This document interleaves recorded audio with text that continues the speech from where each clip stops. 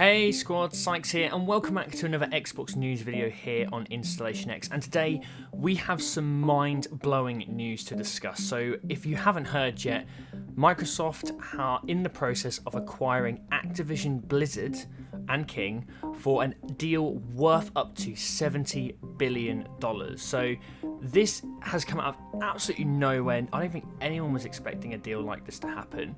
And what we're going to do is we're going to kind of talk through the facts of the deal. What does it actually mean for Microsoft, mean for Activision Blizzard, some of the benefits that I can see coming from this deal, and also maybe some of the cons or some of the questions that I think are going to be asked of Microsoft moving forward. So some of the facts is that, again, like I said, the deal was worth, I think it's around $68 billion, but I round it up to 70, and the deal is not likely to go through until about Q1 or Q2 of 2023. So as of right now, Activision Blizzard still remain an independent organization. They are not currently operated by Microsoft, but when the acquisition finally goes through, they will. Phil Spencer will be taking over a new role as the CEO of Microsoft Gaming, which means Activision Blizzard will be directly responsible to him. So Phil is transitioning away from just being the head of Xbox, and it looks like Microsoft are going for a complete rebrand with Microsoft Gaming, obviously the Xbox brand being the centerpiece of that, and Phil is going to be heading up the whole project. So he's going to be the lead on Xbox Game Studios, Bethesda, and Activision Blizzard. What this means in terms of the number of studios, so the number of studios is increasing. So in this deal, Microsoft are going to acquire the operations of Activision Publishing, Blizzard Entertainment, Beenox, Demonware, Digital Legends, High Moon Studios, Infinity Ward, King, Major League Gaming, Radical Entertainment, Raven Software, Sledgehammer Games, Toys for Bob, Treyarch, and all the other teams across Activision Blizzard, which is just a ridiculous amount of studios in one acquisition. But what it means overall, if you include the recent acquisitions for Xbox Game Studios and for Bethesda, is that takes Microsoft's studio ownership up to near 40 studios, which is ridiculous when you think in 2017 they had 6. That's just absolutely crazy. And the other big news that has come out of this is that Microsoft announced that Game Pass has now surpassed 25 million subscribers, which I think is a bit of a slowdown actually. It's kind of maybe plateaued, or it's still growing but at a slower rate. Obviously the pandemic played quite a large part of that. Early 2020, I think we were seeing a massive spike in the growth of Game Pass subscribers, with people working from home and spending more time in the house and gaming in general and connecting with people. So those are all of the facts. Now, one of the things that we're going to talk about in terms of what does it actually mean for Microsoft and Activision Blizzard? Well, Microsoft have made this acquisition beyond just the focus on the Xbox console. So I felt the Bethesda deal was still very focused on Xbox as a console brand against Sony and Nintendo. But what this is much larger than that, because what Microsoft have done from this acquisition is they now have greater influence in the other markets with which they're trying to expand in. They've turned away from the traditional console battle, and they're looking outwards, and they're looking at PC and looking at mobile. So what this does mean is Microsoft are going to acquire some absolutely massive IPs. The main one that's coming out of this is Call of Duty. They're also going to get World of Warcraft, Candy Crush on mobile, Tony Hawk, Diablo, huge IP on PC, Overwatch, Spyro, a former PlayStation mascot, Hearthstone, Guitar Hero, Crash Bandicoot, a former PlayStation mascot, and StarCraft, just to name a few. And StarCraft's a massive IP on PC as well.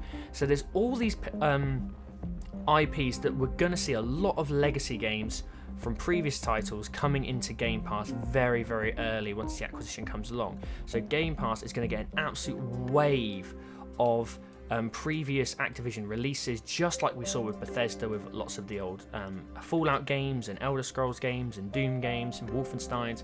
So that is going to bolster Game Pass massively. The other big thing here is that they're going to get a much greater presence in the PC market.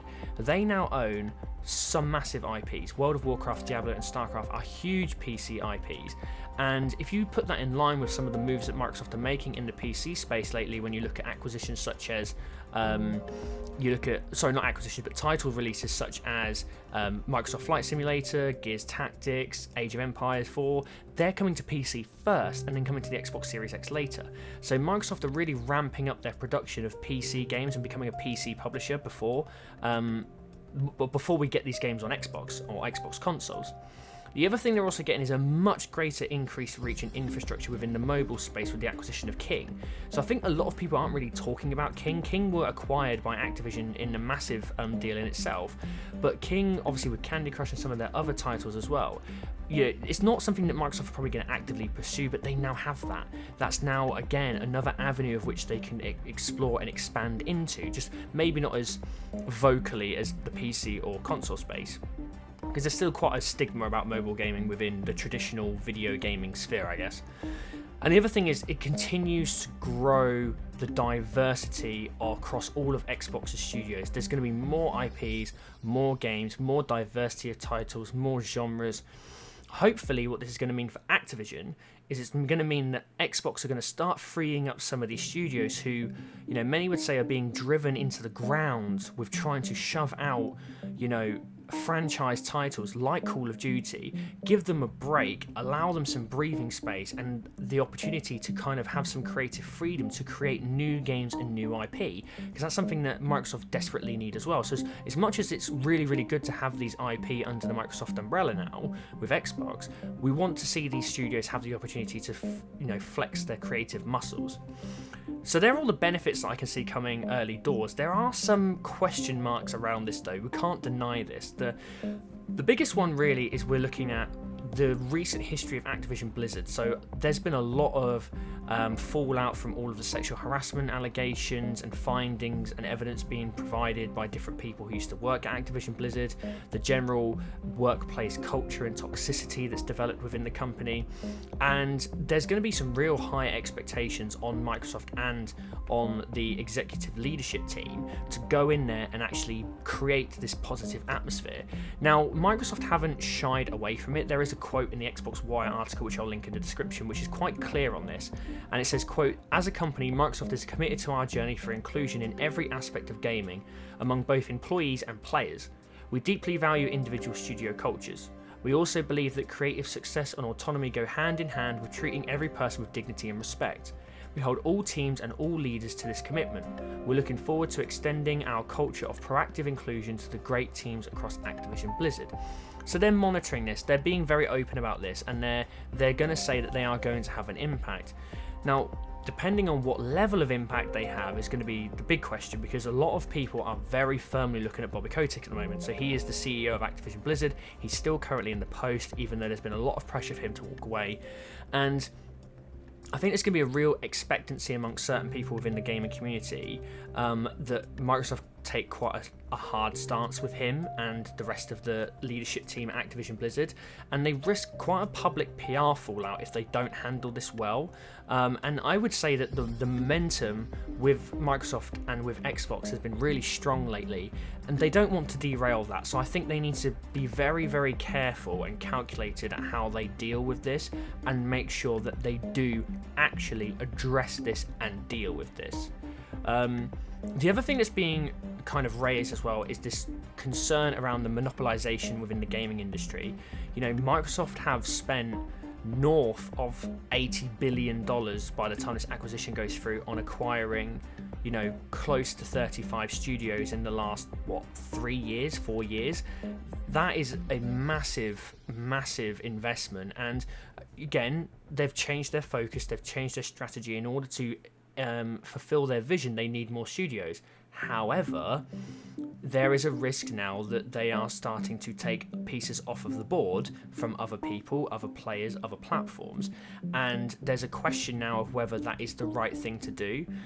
There's going to be shots fired at Microsoft. There's going to be people saying they lack creativity, they lack the ability to create studios themselves. The famous kind of, I think Jim Ryan said a while ago, who's the head of PlayStation or CEO of Sony, about growing organically, and even Sony are looking at acquisitions, but and they've made some, but they're not on this level, you know, and Microsoft have changed quite a lot quite quickly. You know, Sony, from this acquisition alone, Sony's stock price has dropped. I think it was about 13%. You know, that's crazy. That is crazy, and this is having a ripple effect across the rest of the industry. And it also raises questions about what does this mean for other publishers, because, you know, Activision Blizzard are one of the biggest publishers in the world. If they're not off the table, then it doesn't. What about EA? What about Ubisoft? What about Warner Bros? What about Take-Two? What about, you know, Capcom, Bandai Namco, Sega? Anyone? You know, there's a lot smaller publishers who I would have expected Microsoft to go after, but they've gone after one of the biggest fish, and they've hooked them line and sinker. You know, it's ridiculous. It's absolutely insane. The other big concern as well is about Microsoft potentially stripping away IP and franchises from other platforms that have a long-standing history with them, and my immediate focus is Crash and Spyro. I have a massive affinity with Spyro. I played the original Spyros on my PlayStation 1. Like, I have great memories there. Crash and Spyro, their history is very much entwined with PlayStation, so Microsoft have to be very careful and calculated about what franchises are they going to pick and choose to potentially publish on PlayStation and even the Switch. And, you know, they could very much get into a situation where if they pick this franchise instead of that franchise, well, that opens them up. Now, we had this conversation before about you don't spend $7 billion or $7.5 billion on Bethesda to put all the IP on PlayStation. They've gone and done that by tenfold with $70 billion. And now they've got some real interesting decisions to make. So there's a lot of questions that are going to come out of this. It's early doors. We're not going to see, you know, these flowers fruit for quite a long time. If the deal doesn't go through into the mid-2023, we're not going to see the real impact of this until into 2024 and beyond. So there is a lot of time ahead, and there's a lot of things that can happen in between now and then. But, you know, personally, I am excited as an Xbox core gamer. I can't wait for all of these legacy games to come to Game Pass. It gives me far more options. It gives me great enthusiasm for the future. But at the same time, I'm cautious. I'm optimistically cautious, if that's a thing. Well, squad, I hope you enjoyed this video. If you did, then please make sure you leave a like, head over to InstallationX and subscribe, and hit that bell for notifications for more Xbox content. Don't forget to leave me your thoughts on what you think about the Activision Blizzard acquisition in the comment section below. Follow myself and the channel on social media with links in the description. And as always, I'm Sykes, and for all things Xbox, stay tuned to InstallationX. Bye, guys.